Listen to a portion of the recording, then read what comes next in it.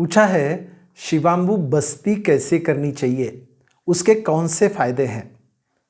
Actually बस्ती क्रिया को आधुनिक काल में एनिमा कहते हैं। यह आयुर्वेदिक और यौगिक शोधन चिकित्सा में एक महत्वपूर्ण एवं प्रभावी विधि है। पंचकर्म में विविध द्रवस्थ औषधियों का उपयोग करके बस्ती दी जाती है। शिवांबु चिकित्सा में स्वयं के ताजे शिवांबु की बस्ती देने की विधि बताई गई है। बद्धकोष्ठता, मलावरोध, अपचन, पित्त प्रकोप, कब्ज, उसकी वजह से गैस होना, ऐसी पेट की बीमारियों में शिवांबु बस्ती बहुत ही परिणामकारक है। शिवांबु एनिमा यानी शिवांबु बस्ती यह एक ऐसी यौगिक क्रिया है जिसमें 250 से 500 मिली शिवांबु एनिमा पात्र में लेकर मलद्वार से मलाशय में एक रबर कैथेटर की सहायता से इसको छोड़ा जाता है।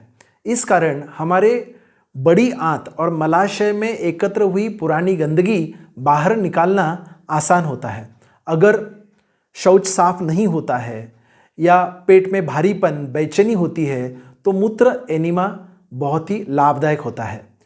आप देखो कि एक बाज़ार में इस तरह की एनिमा ट्यूब आती है, हाँ, जिसको कैथेटर, रबर कैथेटर ट्यूब बोलते हैं। ये 10 या 12 नंबर का जो इस तरह का रबर कैथेटर होता है, इस कैथेटर को थोड़ा सा शुरुआती जो उसका एंड है, इसके ऊपर कुछ थोड़ा सा लुब्रिकेंट ऑयल डालना चाहिए, जैसे कैस्टर ऑयल वगैरह हो तो लगाना चाहिए। और दाहिनी बाजू पर लेटकर अगर आप बाएं हाथ से इस ट्यूब को मलद्वार में अंदर सरकाना होता है और इसके पीछे एक एनिमा पॉट लगा होता है जो किसी वॉल पर हैंग करके रखे, उसके अंदर एक 250 से 500 ml स्वमूत्र आप इसमें डाल दें। और अगर आप इससे शिवांबु लेते हैं, शिवांबु आपके गुदद्वार से अंदर लेते हैं, तो उससे आपका मलाशय साफ होने में मदद करते हैं।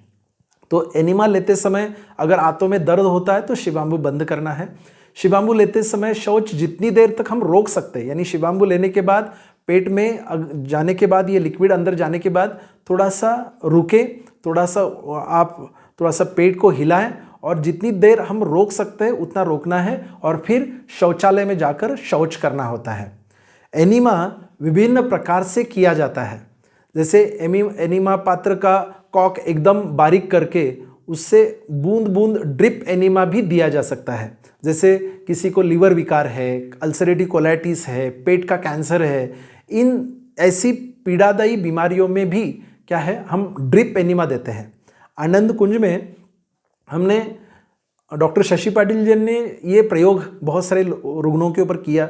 जैसे इसोफेगल कैंसर है, ऊपर से पानी भी कोई रुग्ण नहीं पी पा रहा था, ऐसे में शिवांबु ऊपर से देना मुश्किल था, तो उन्होंने वो क्या करते थे, जैसे एनिमा सेट बनाते थे। यानी क्या करते थे, जैसे आपने सलाइन का बॉटल देखा होगा, तो सलाइन को बॉटल को ऊपर से काट देते थे और उसमें शिवांबु भरते थे और उस जो सलाइन का सेट होता है, यानी सलाइन के जो पाइप होती है, उस पाइप को ये रबर कैथेटर जोड़ दिया जाता है और 80 to 90% कैथेटर रुग्ण के गुदद्वार में डाला जाता है।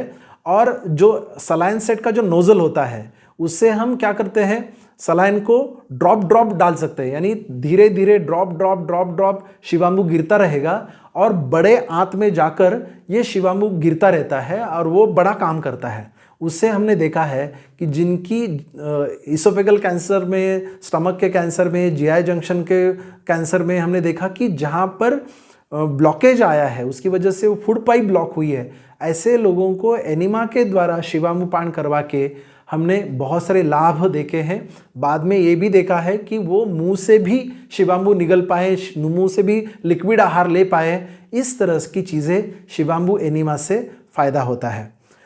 आमतौर पर शिवांबु एनिमा हर दिन लिया तो भी चलता है, अथवा अन्य समय पे वह शोधन क्रिया के रूप में महीने में 1 बार या 2 समय लेने में कोई हर्ज नहीं है।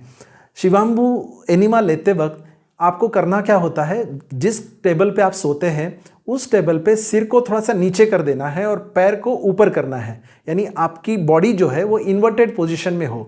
यानी ऐसे शिवांबु एनिमा लेते हैं। एक बाजू पे सोकर, यानी दाईं बाजू पे सोकर आपको एक पैर फोल्ड करना होता है और किसी सहायक की सहायता लेकर आप ये कैथेटर को आपके गुदद्वार में इंसर्ट करने के लिए बोल सकते हैं, या फिर आप खुद भी आप ये प्रैक्टिस से आप ये कर सकते हैं। तो पेट के बल सोकर या घुटनों के ऊपर आगे झुककर भी एनीमा लिया जा सकता है। तो एनीमा के अलग अलग प्रकार हैं, अलग अलग प्रकारों से एनीमा लिया जा सकता है। ये जो एनीमा पात्र भी आजकल मिलता है, तो बहुत सारे दवाइयों की दुकान में आप अलग अलग प्रकार के पात्र मिलते हैं, उन पात्र को भी घर में लाकर रखें।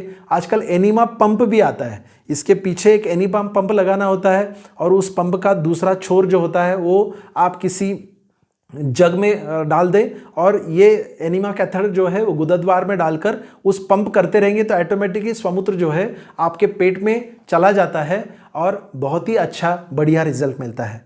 मैं आपको कहूँ कि जब आप लॉन्ग उपवास करते हैं यानी शिवांबु कल्प करते हैं, उपवास करते हैं, तो ऐसे वक्त होता क्या रहता है, रोज आपका शिवांबु उपवास यानी शिवांबु लंघन की वजह से क्या होता है, लंघन क्रिया में उपवास के दौरान आपके शरीर के सारे टॉक्सिन जो है वो फ्लो होकर आपके पेट की तरफ आते हैं, आपके मलाशय की तरफ आते हैं, बड़े आंत की तरफ आते हैं। तो उसको फ्लश करने के लिए अगर आप उपवास के दौरान शिवांबु एनीमा लेते हैं तो उसका बहुत ज़्यादा फायदा है।